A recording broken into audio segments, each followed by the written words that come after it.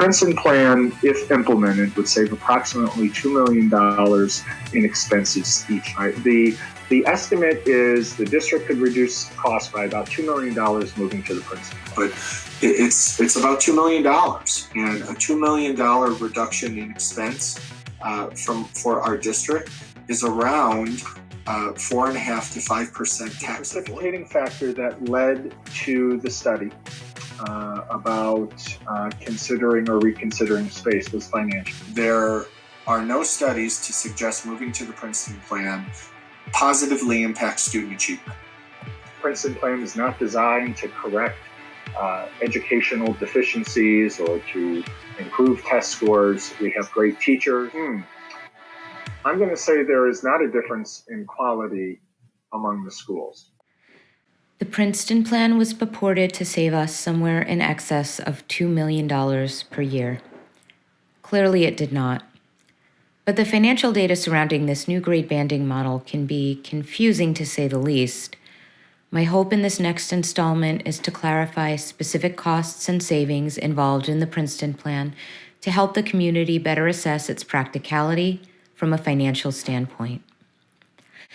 In order to understand the true cost of Princeton Plan, we need to analyze and compare the two major cost variables of the plan against those of the K-5 model.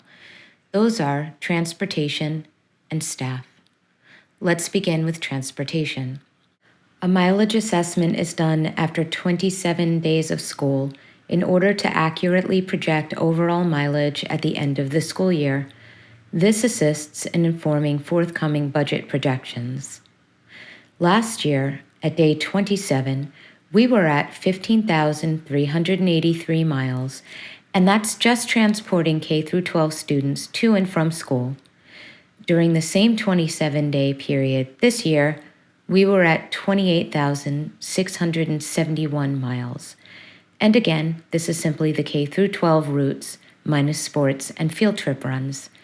That is a difference of 13,288 miles. Next, we must use this delta to assess how many more miles the district expects to drive this year versus last year. The school calendar indicates that there are 181 days in which students will require transportation. If we take that 13,288 overage and divide it by 27, the days within the initial assessment period, we get the per diem mileage. We then multiply that by 181 days to project that the district will have driven 89,078 more miles this year versus last with the community school model. The next step is to calculate how this mileage overage translates into dollars. A mechanics report for the district indicates that the average cost per mile is $3.45, and that is factoring in fuel, bus parts, maintenance, and depreciation. It is important to note that this cost per mile does not factor in variations in fuel cost from last year to this year, and we will use the same cost per mile in our comparison to last year's mileage. If we multiply this cost per mile by our overage amount of 89,078 miles, we can see that the Princeton Plan is costing the district $307,319 more than the K-5 model last year. Now, $300,000 extra might seem like a lot for a plan that was intended to save the district money, but that's not where the story ends. We need to factor in the cost of the additional bus drivers. These bus drivers consist of regular drivers and custodial staff that are now doing double duty. In order to make the transportation within Princeton Plan work logistically and keep travel times limited, additional runs needed to be added. 2 new runs also had to be added for the middle school, whose buses were previously operating at standing room only capacity due to pulling back on runs to accommodate the new Princeton Plan at the beginning of the year. Extra salary costs, which factor in benefits and hourly costs, amount to about $77,362. And again, this cost is over and above what would be expected with the K-5 model, for which such additional resources were not warranted. Now, let's put it all together to compare overall transportation costs this year versus last year. When all is said and done, We are expected to drive 210,637 total miles this year, and that is including athletic runs and field trips.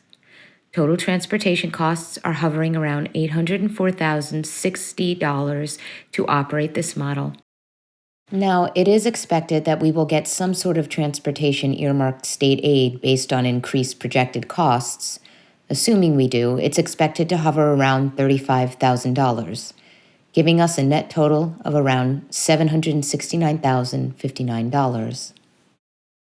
Compared to the K-5 model last year, with no overages in terms of drivers and additional runs, we are looking at 119,944 total miles, also including athletic runs and field trips, for a net total of about $412,082 in expenditures.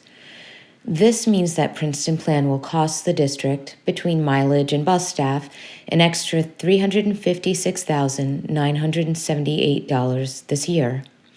Considering the point was to save money, and considering the district is poised to exceed our tax cap year on year due to the closure of Indian Point, this extra cost is not insignificant. Now that we've analyzed what this year will look like, let's take a look at projected costs on the horizon. Again, let's begin with transportation. As it turns out, buses have a limited run and require replacement, and the more miles driven, the quicker they depreciate. Furthermore, in order to alleviate many of the transportation issues this current year has presented, additional routes and buses will be added. For next year, the district will need to purchase 4 additional buses. Per the Transportation Department, this will translate to roughly 10,000 additional miles driven per year, bringing the total up to 220,637 miles. The average cost per mile must also go up to factor in the purchase of 4 new buses at a cost of $189,725 each. That new cost is $4.22 per mile. 4 new buses means 4 new drivers, with additional total salary and benefits amounting to $219,314. This brings our total cost for transportation in the 2023-2024 school year to over $1.1 million with the Princeton Plan. Now, how does this compare to the K-5 model? Well, nothing additional would be needed, and we could maintain the baseline cost of $412,082. Let's take a side-by-side comparison of what next year will look like with one plan versus another. Even with a bump up in state aid to account for additional transportation costs, we're still looking at a substantial transportation increase for 2023-2024 if we continue with this plan, to the tune of almost $700,000. Now that we've analyzed transportation costs, let's have a look at another piece of the pie, staffing costs. We learned from our treasurer at recent board meetings that this year, an extra 17 teaching assistants were hired that were not accounted for in the initial budget projections. How did this happen? Let's go back and follow the timeline. As of September of 2021, prior to Princeton Plan, there were a total of 66 teaching assistants in the elementary schools. Between October and December of that year, 9 additional temporary TAs were added for the purpose of readjustment to in-person learning post-COVID. These were not contracted TAs, they were temporary, and their terms were set to terminate within the 1-year probationary period in June of 2022. But their addition brought the total number of TAs to 75. In January, the district budgeted for 66 TAs for Princeton Plan the following school year, consistent with the baseline set in September of 2021, and without the extra 9 temporary TAs that were set to sunset. Between April and May of 2022, in preparation for the Princeton Plan, the board recognized the need for and approved an additional 5 TAs for first grade for the 2022-2023 school year. These 5 were over and above the initial projections for Princeton Plan, and this brought the total number of TAs expected for 2022 to 2023 from 66 to 71, and would cost the district an additional $227,122 over what was already budgeted. 2 of these budgeted TAs were meant to be reallocated out of elementary school to serve our 2 new in-house pre-K sections. All in all, the school year ended with 78 TAs on the payroll for elementary school, 66 from September, plus the 9 COVID temporary hires, plus the new board-approved 5, minus the UPK 2. Now let's move on to the 2022-2023 school year. It was our first year of Princeton Plan, and we started the year with an increase from 78 to 83 TAs on the payroll for elementary school. You will recall the budget that was initially approved allotted for only 66 TA positions, the same as what we had the September prior. So at this point in time, the district is over budget by 17 TAs, which amounts to over $800,000 in additional cost to the district. So let's break down this overage. Of the 17, 9 can be accounted for. Apparently, 2 TAs were later added for the purpose of accommodating outside district enrollment and are therefore cost neutral. 2 were ICT requested, and 5, as you may recall, were approved by the board the previous school year after the initial budget was passed. Side note, the 2 that were supposed to go to UPK are still hitting the elementary school budget. So 66 plus 9 equals 75. Now, I'm no mathematician, but I've noticed that 75 is not 83. What accounts for the extra 8? Well, couldn't get clarity on that other than to say they were post facto positions that were open for the purpose of salarying substitutes and providing extra cushion in the event of high turnover. I don't believe you. At the end of the day, it really does appear that the move to Princeton Plan somehow necessitated the addition of a total of 17 more TAs than the K-5 model. How can we be certain that Princeton Plan was the reason? Well, the middle school and high school had no change in the number of TAs from last year. To quote our treasurer from an October 27th board meeting, the big changes were in the elementary school. If anything, the elementary school has declining enrollment, which would theoretically require fewer rather than more teaching support. We must therefore conclude that the increase is the result of the new grade banding model. So now let's analyze the cost of these 17. Let's back out the cost that out-of-district tuition is covering.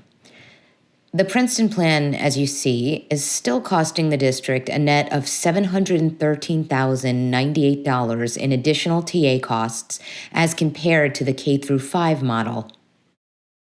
So now that we've analyzed costs, what did we actually save with Princeton Plan? Well, the main savings came in terms of teacher reduction, as we all know. And to be fair, this reduction did save some. All in all, the district saved $764,744 this year on teacher costs. While this is not insignificant, it's certainly not $2.5 million. When all is said and done, this plan has saved bupkis. And actually, that's being kind. In fact, it has actually cost the district $250,000 this year. It's purported to save $2 million annually. Well, let's see how it'll do for us going forward. Now that we have an idea of the true costs of staffing and transportation related to the Princeton Plan model for next year, let's analyze those costs against those if we returned to the K-5 model. As we established, transportation and TA costs are expected to be static with the K-5 model. So let's compare the only area in which Princeton Plan has had some demonstrated success: teacher cuts. We are losing 3 teachers next year due to retirement.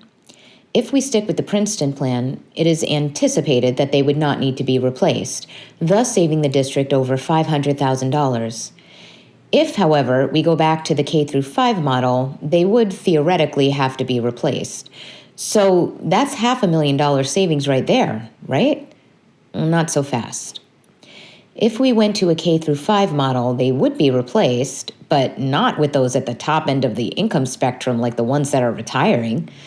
The replacement cost would actually be $280,000, the cost of 3 Step 2 teachers. This means that Princeton Plan would only be saving the district $277,564.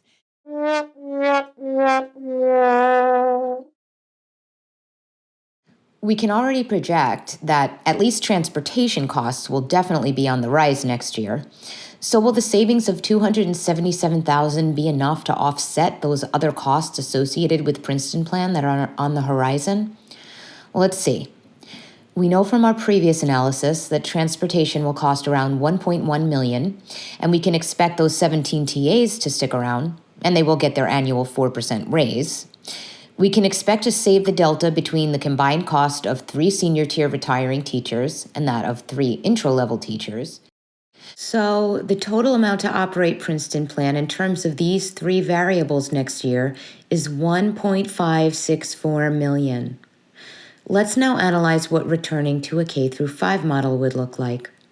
As established, transportation costs will be status quo, and we can assume, based on declining enrollment, that we can count on the same amount of TAs that we had in pre-Princeton Plan. The anticipated cost of 3 entry-level teachers can be expected, so our grand total reflects a net savings against Princeton Plan of $50,000. The district administration estimated that consolidating services at grade level would save between $2.5 and $3 million. Instead, it cost us $250,000.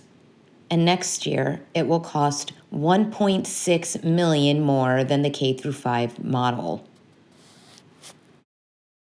But wait, there's more.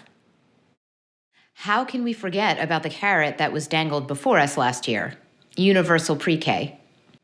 Last year, you may recall that UPK was presented as more or less budget neutral in light of the $5,400 per pupil subsidy provided by the state. 2 sections were opened with 17 children each. That meant that the district would be receiving a subsidy of $183,600. Well, our budget to operate would consist of 2 teachers at $193,616 total and roughly $60K one-time investment fee for equipment and furniture. 2 TAs were supposed to be drawn from the original TA budget, so that was not expected to impact cost at all. All in all, recurring out-of-pocket costs for operating UPK were expected to be nominal, around $10,000. The board was in, baby. But that didn't really pan out. See, instead of 2 Step 2 teachers being assigned to UPK, 2 senior tier teachers took those positions instead. Their combined salary, factoring in benefits, was a cumulative cost to the district of $380,000. And the 2 TAs that were supposed to be drawn from the budgeted pool of 66 were hardly cost neutral, considering that 17 additional TAs were hired outside of the original budget. Those 2 TAs were actually over budget and cost a combined total of $96,000. So now let's analyze the true cost of universal pre-K. 2 top-tier teachers cost around $380,000. 2 TAs cost $96,000. So what should have cost $10,000 in residual cost is ending up closer to $300,000 after the subsidy. Per our superintendent, a $2 million savings would have resulted in a 5% tax decrease. But we are not saving. We are poised to spend, between UPK and Princeton Plan, over $1.8 million next year, substantially more than with the old model. By these standards, that would translate to a tax increase of well over 4%. In conclusion, Princeton Plan was pitched as a cost-saving measure. Not only is this plan demonstrably not saving us the $2.5 to $3 million this year that was projected, it's actually costing $250,000 this year, and is going to cost over $1.5 million next year in transportation and teaching assistant costs. And that is over $1.6 million more than those same variables would cost if we return to the K-5 model. Furthermore, we were wildly off in our projections for UPK. That is costing almost $300,000 out of pocket, factoring in the state's subsidy. At a time when the goal is to save money, when we are expected to exceed our annual tax cap in the near future, can we really afford this additional expenditure? In summary, this model not only poses a hardship from a logistical standpoint to many families in the district, it is financially burdensome. But it's about $2 million, and a $2 million reduction in expense for our district is around 4.5% to 5% tax rate.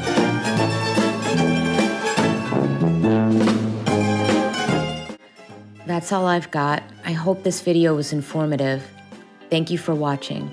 Please share and spread the love.